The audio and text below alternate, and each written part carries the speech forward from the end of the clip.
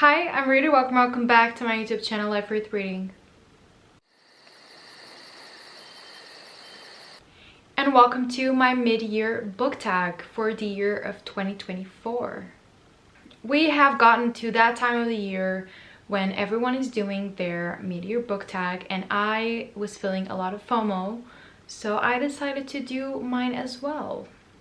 In this tag, you basically just answer a lot of questions about how your reading year is going, what you still have left to accomplish during the second half of the year, and just to update how everything is going. I will say that so far this year, I have read 27 books, and that includes 2 DNFs. So I haven't DNF'd a lot this year, and I'm actually really proud of this number. If I can maintain it, I will probably read around 60 books this year, which is much better than I did last year when I was in a huge reading slump. So far, I feel like I'm having a really good reading year. I'm enjoying a lot of what I'm reading, and I'm also getting to a lot of books on my physical TBR, which has been really helpful.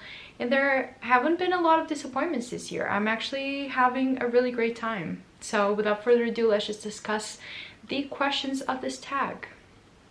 And the first question is always, what is the best book that you have read so far this year? For me, it's a toss-up. I have talked about these 2 books in previous vlogs and in previous wrap-ups.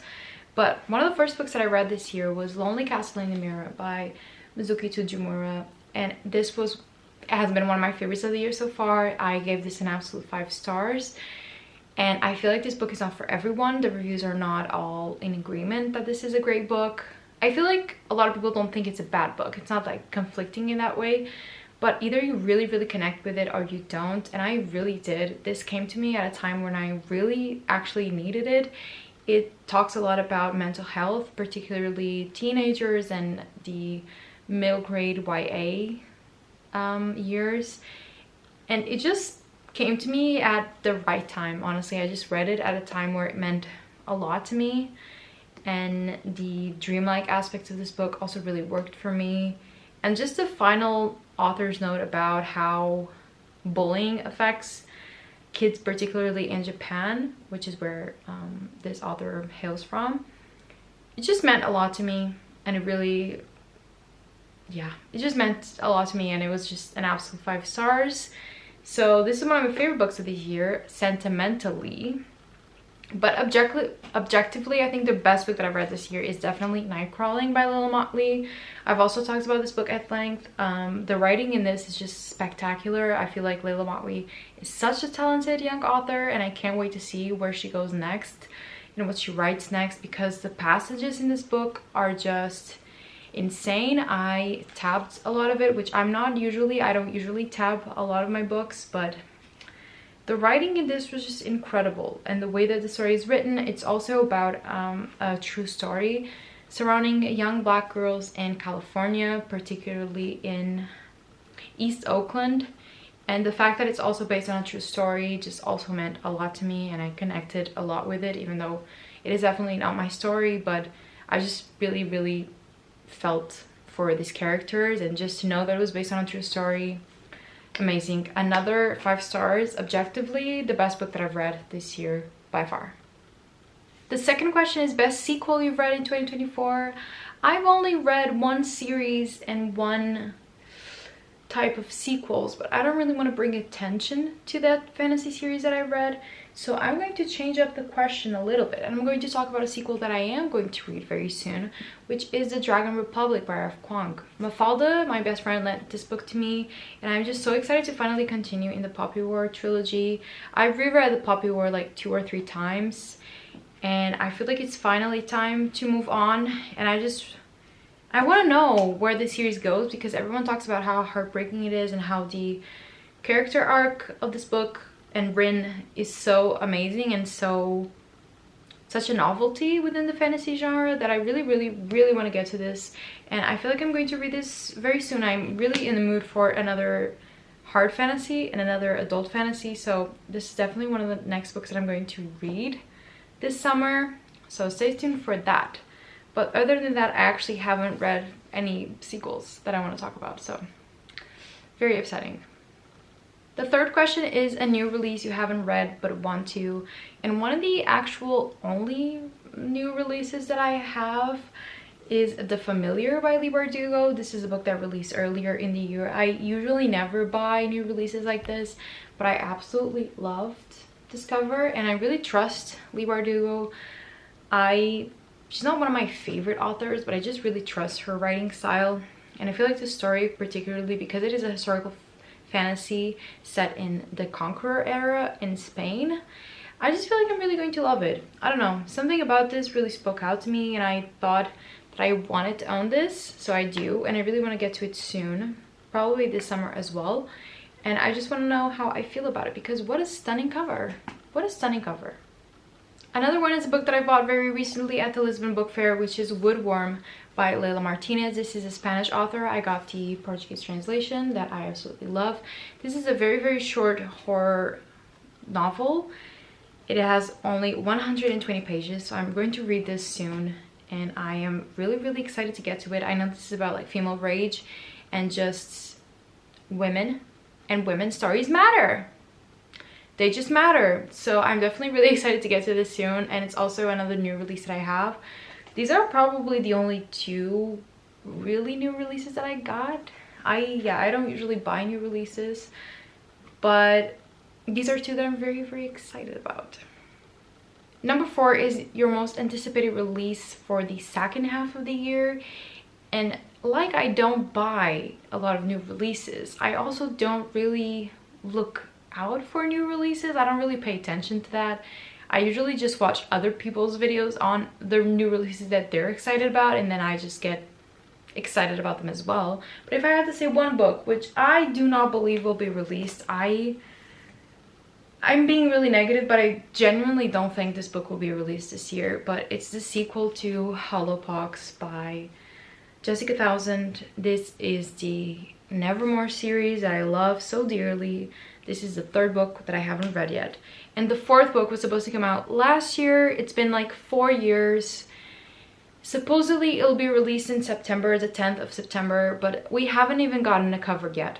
We don't have a cover yet, which is very, very worrying to me. And I feel like we're not going to get this book this year either. But yeah, I love this series so much. I own all of them in hardcovers and I think that they're so beautiful. And I was just so excited for Silverborn. But I honestly just don't think it'll be released because we are less than 3 months away from the release and we still don't have a cover. So I don't have a lot of faith in this, but this is the one book that I am so excited for it to come out. It was supposed to come out last year in October. It didn't. And I'm just so nervous that it won't come out this year as well. But if it does, that's the one book that I'm waiting for. Now, for my biggest disappointment of the year, definitely The Vaster Wilds by Lauren Groff. I bought this book because I really thought that I would enjoy Lauren Groff's writing. She is the author of Matrix, Fates and Furies, and a couple of other ones that I don't really remember the name of. But I really thought that I would enjoy this book. This is also like weird girl fiction. This is about a girl in the new colonies in America who escapes her colony and is trying to survive in the wild. I just had the wrong idea for what this book would be. I really thought that we would get a character escaping, trying to survive in the wild, and then something else, but we literally got nothing. This was an episode of Bear Grylls surviving in the wild and just like these cycles of trying to make it alive in the woods. We also had some flashbacks about how hard it was being a woman, a girl at this time, and her caring for her disabled half-sister. There was a lot of interesting parts about this book, and there was actually a lot of religious talk as well, and the belief versus non-belief in God, and how maybe God is nature and the wild. I thought those aspects were really, really interesting. So when I say this book is a disappointment, I still ended up giving like a 2.53 star. I just wanted a little bit more out of it. I felt a little bit repetitive. I just didn't love my time reading it. And I really thought this would be something else, and then it wasn't. But it was still a good book. I would still consider this a good book, and I would still read other things by Lauren Groff. It just really wasn't a favorite. Next up, we have a biggest surprise, and I'm going to say this book. Listen, I want every book that I buy to be a book that I'm going to enjoy, but sometimes you want to like a book, but you don't expect to like a book. Does that make any sense to you? And the book that I wanted to enjoy so much, but I really wasn't expecting to, is Emily Wilde's Encyclopedia of Fairies by Heather Fawcett. This book was a really pleasant surprise for me. I had a really great time with it. This is basically like a romantasy series where we have Emily Wilde, who is a professor and who knows all the fairy lore, and she is in Oxford, Cambridge, and she goes on this journey to kind of like Icelandic, Scandinavian village where they have a new type of fairy who has never been discovered or is not present in any of other people's encyclopedias or books or studies. And so she goes there in order to write an entry about them in her own Encyclopedia of Fairies. And the whole point of this book is honestly the romance that she has with another character who has the silliest name. His name is Wendell Bambleby. I don't love that name. I don't love a guy named Wendell. But what I thought this book would be, I thought that this book would be an enemies to lovers, like academic rivals to lovers, which I don't love and I didn't expect to like. But what we actually got was, and if you've seen Brooklyn Nine-Nine, what we actually got was an Jake Amy situation where she's a type A and they're like rivals in their workplace, but actually they're friends, and he's clearly obsessed with her and everything he does to try to annoy her and be charming and succeed in everything, but they actually do get along, so it's not like hate at all. This was Jake and Amy core, and no one told me that. No one told me that. No one had the decency to tell me that.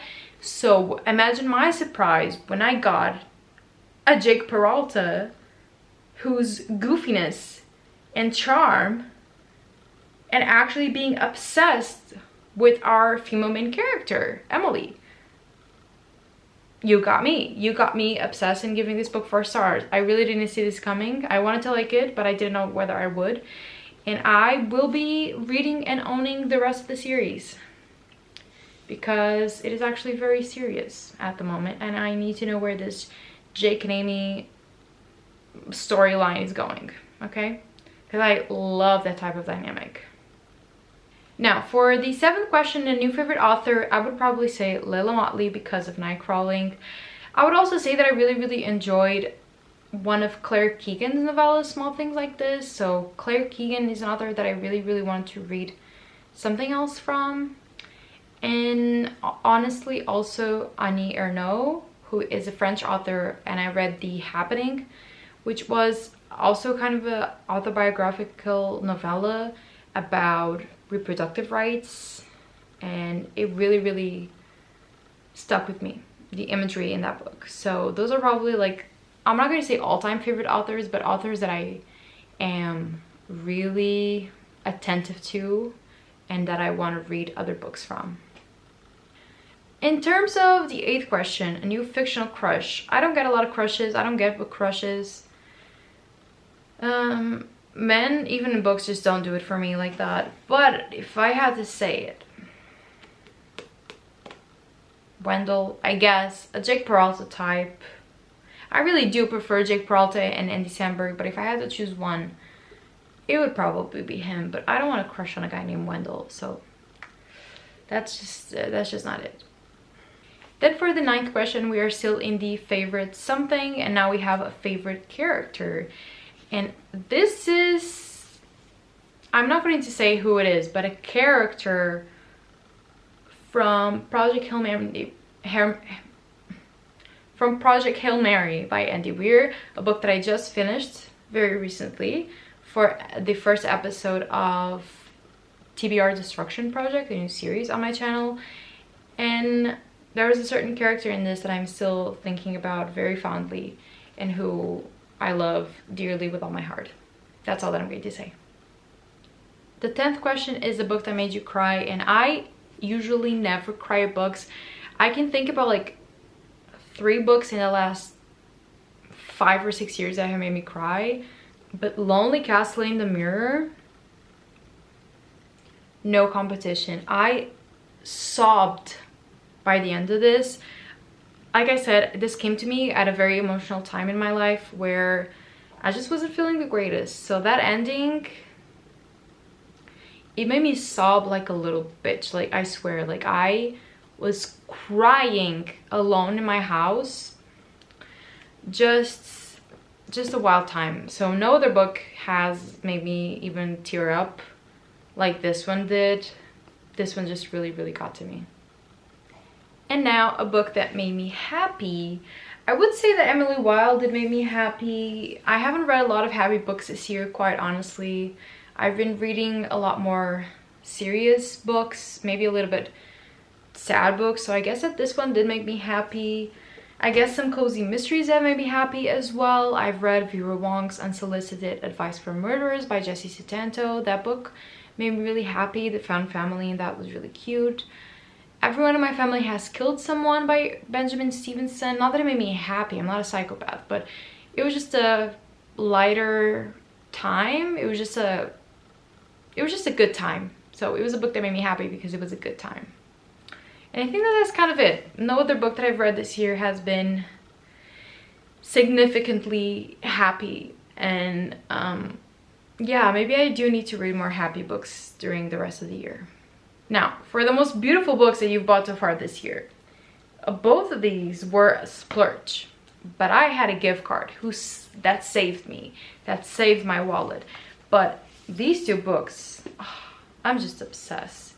The Adventures of Amina Al-Zarafi. I mean, look at it. I have been eyeing this cover for the longest time, and I thought about reading the ebook, but I was just thinking, like, I really want to own this. I really do. I've been really into hardcovers lately, which is very bad for my wallet, but this book is just stunning. I just love it. This is just amazing to me. And the other book that also matches is Chlorine by Jade Song, which is also an unbelievably beautiful book. Just two best friends, just two girls, just two pretty best friends, just obsessed. I'm in love with them, and I'm in love. I'm just so in love with them. These are the most beautiful books that I bought this year, along with The Familiar as well. The Familiar is also really pretty, but these just scream summer, and I love my two pretty best friends. And now for the most insulting question, the most harrowing question of this tag. What books do you still need to read by the end of the year? I mean, so many, babe. Like, where do I start even? I really want to read these two that I just showed you. I really want to continue on with my Brilliant Friend series that I also have. I need to reread my Brilliant Friend and then continue on in my journey with the series. I also really want to read The Assassin's Apprentice by Robin Hobb, and I think that I'll be buddy reading this with my friends soon. So this is another book that I really want to read. I have a whole TBR of books that will self-destruct in a year that I need to get to. And there's just a lot going on. Okay, there's just a lot going on, a lot of books to read. And even though it is a good time, it is also a stressful time. Okay, friends, so this is my mid-year book tag update. And I hope that your reading year is going well. I hope that we can make the best of what's left of our reading year. And let me know which has been your favorite and least favorite book that you've read so far this year. And I think that's all that I gotta say. Thank you so much for watching this video. If you enjoyed it, please give it a thumbs up and subscribe to my channel for more bookish content. And I'll see you in my next video. I hope you have a nice day, and always remember that life is worth reading.